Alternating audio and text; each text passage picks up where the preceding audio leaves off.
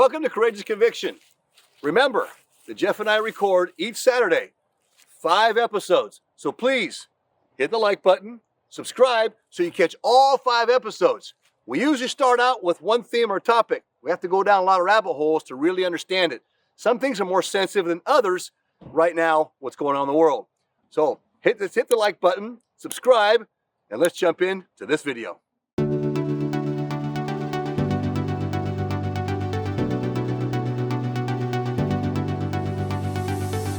The problem being, though, is nowadays, because it's so polarized in the world, it's polarizing in the church. And because you have certain people in the church that have penetrated for, nefarious reasons, maybe very few, but then you've got enough there that are just being blinded by Satan's deception, right?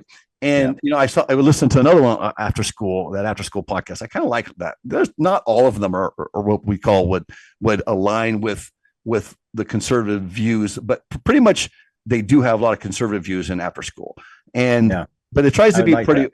Yeah. And I like what they do there. And I, it's 20 minutes of a book, of a person, individual of a book. And some of these things are old radio broadcasts that they've just basically captured. And you just kind of listen to the old broadcast of these actual authors speaking, some of them, in some cases, some were being, professors using these authors and explaining their points. But I like this because at work, I can just listen to it and I educate myself. And now I read a lot more. I have, behind my screen here, I've got my little library of Dostoevski and Machiavelli. I've got them here. Now, going back to the safety, Jordan Peterson recently, I saw a podcast, and Peterson was talking about how we need to talk about how we need to get to know who the enemy is. Yeah, now, that's dangerous, because if we don't get to know who the enemy is in deceptive times, Peterson said that we will be deceived, and the enemy is very deceptive. It's not black and white like people think it is. No, look at like yesterday, I was listening to a podcast called Faith Matters. And this is a podcast that I'm growing a little bit of resentment toward, because these are members of the church, but they're progressive members of the church. And even a podcaster that I've always enjoyed, Halverston, that does this Unshaken. He does a great pod. He's a really intelligent guy. Studied at diversity, the School of Diversity, not Divinity School. I mean, not diversity. School of Diversity. That scares me right there. Yeah, it almost sounded that way, but it was a very liberal school in Nashville, Tennessee, and he's kind of famous there in the church right now because he's got one of the bigger podcasts. And I've always liked him, but now he's kind of joined up with this Faith Matters group, and the Faith Matters group comes out and they're talking about, they've got this guy on, they've got this really weird kind of, things to talk about sometimes. And sometimes it's not that bad, but sometimes it's very alarming. And there's the podcast that I was listening to, they were talking about how the Book of Mormon, this guy writes this book, he goes, the Book of Mormon, I look at a historical book, but you know what, if you want to look at it as nonfiction, that's okay too, and he went on that trend, for a long time. I'm like, do you really want to be saying that? It's not nonfiction, so why do you have to, it's not, fiction, and he was going down this rabbit hole like that, so I just think we have to be careful as members of the church to get too excited about, want to buddy up with everybody. You want to be liked, right? You want to be liked. You want to be accepted, and that's human psychology. And that's what the same author was saying, is that because we don't want to be liked and accepted, we're going to give up our actual integrity, and we're willing to whitewash, things like Revelation, and I'm sorry if I'm a little orthodox there, but no apologies intended. I don't apologize. Yeah, no apology intended. I'm sorry, but I'm not sorry. Yeah, sorry, but exactly, I'm not.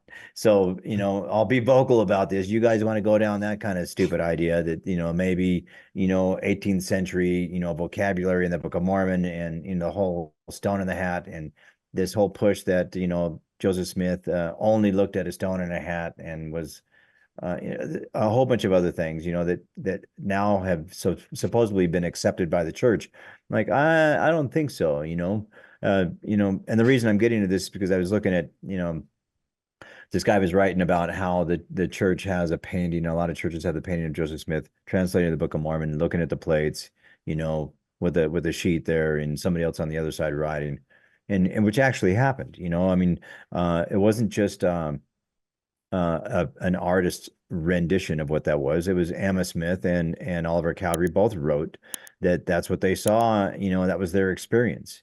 And so this was then based on that information was the artist's rendition. Then later on, you have like the stone in the hat kind of. This is the way Joseph Smith translated the Book of Mormon. I'm like, okay, the power of the Holy Ghost. If that's the way he did it, whatever he did it, he did it. The book, the product itself, you can't deny. But the issue is that I have is the people that want to completely erase Emma's and Oliver's accounts of how that was and only focus on the rock in the hat. And then there's the mockery that comes from others like, oh, okay, that's the way you want to believe. That's just, stupid. And they don't see any reason because it's the only thing they're looking at. So, and these are coming from church historians. So, why do we want to get on board with that idea? Because the people that wrote about that was David Whitmer and Martin Harris, a couple of decades after the fact. And these were men that had already, we know, left the church, They were all excommunicated too, if I'm not mistaken. Yep. Right. So the point is that, once you have a 20 years and you're not writing, you're writing secondary sources really, because, now you all of a sudden, your firsthand information is no longer firsthand after 20 years. Well, we're rewriting all history right now, Jeff. So it's kind of the nature for everybody to try to look at things differently, right? And that's what you're being taught in the whole religion of academia in the universities, right? Is to take a different perspective. That's the whole critical thinking outline now, is to look at it differently than what it was. It's dangerous. Right? It's dangerous because then we lose that mooring. There is an iron rod and you got to hold on to it. Once you let go of that, and you start just, deviating on every freaking path, that, somebody says something else and, that's a historian and we've got to take that as 100% credible.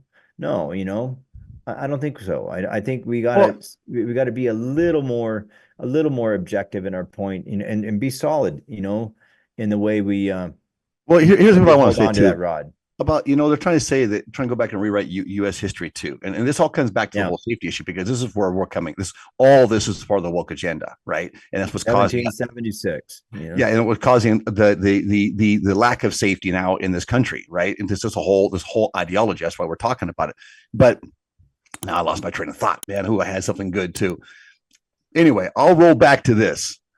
I get now, good points. Very good points you're making.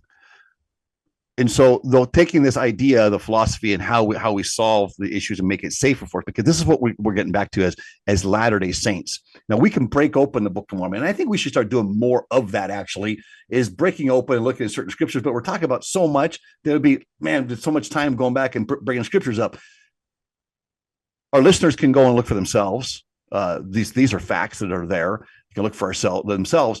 But, the Book of Mormon is replete, especially starting in Alma, right? You start like Alma 42, 43, you start 43 really, because 42 is, Alma talking to his son and teaching his son about not being so over loving and so over caring and kind because of the fact of how people are, right? And so he's trying to tell people, hey, he's trying to teach son the difference between the law of justice and the law of mercy, and how both of them need to have their balance, right? Yeah.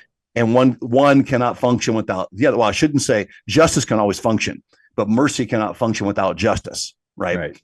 And so what brought mercy to justice and allow it to be justifiable, I guess you could say, is the atonement. And so that's why we come in through Savior Jesus Christ and that covenant path. And then that allows the law of mercy to extend to us after all we can do. And those are very important words right there. After all we can do. That word all means we don't give up. We keep striving. We fall off the horse. We get back on every flipping day, 3 times a day if necessary, until we get it right.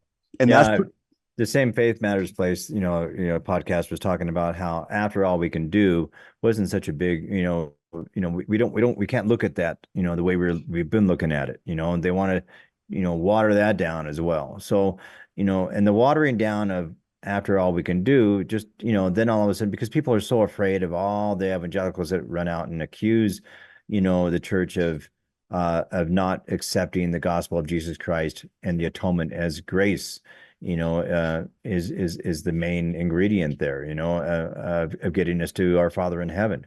But and we are a church of works, and like, well, after all we can do means that that grace is activated. If we don't get baptized, we're not going, to reach the celestial kingdom. Well, If we don't have a celestial marriage. I thank you for being with us on Courageous Conviction. Remember, there's 5 episodes each week that we put out. We have to go down a lot of rabbit holes, so stay with us, hit the thumbs up, subscribe, and don't miss tomorrow's episode on Courageous Conviction.